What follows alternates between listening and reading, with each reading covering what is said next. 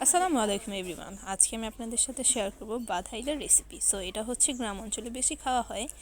তো কিভাবে কি করছে সেটা এখন আপনাদের সাথে শেয়ার করব। আর আপনাদের অঞ্চলে এটাকে কে কী নামে চিনেন সেটা আমাকে একটু জানাবেন। তো বাধাইলটা হচ্ছে মূলত কলা গাছের ভেতরে, একেবারে ভেতরে হচ্ছে যে সাদা অংশটা থাকে চিকন, সেটাই নেওয়া হয়।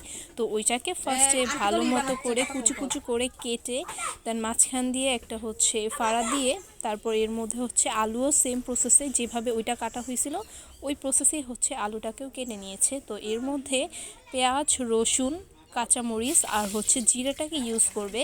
তো সব কিছু করার আগে প্রতিটা জিনিস হচ্ছে ভালো মতো করে ধুয়ে নিচ্ছে। এর মধ্যে কিন্তু শুটকিও দেওয়া হবে।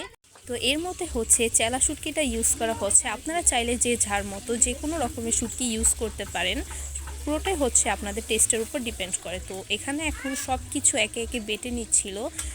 জিরে, পেঁয়াজ, রসুন এগুলো হচ্ছে ভালো মতো বেটে নিচ্ছিল।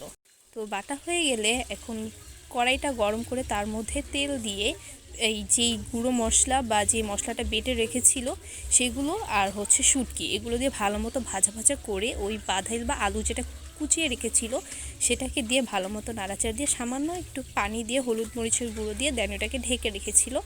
তো এরপরে দেখেন পানিটা শুকিয়ে গেলে এরকম পোড়া পোড়া টাইপস হয়ে গেলেই কিন্তু আপনাদের বাধাইলটা রান্না করা হয়ে গেছে।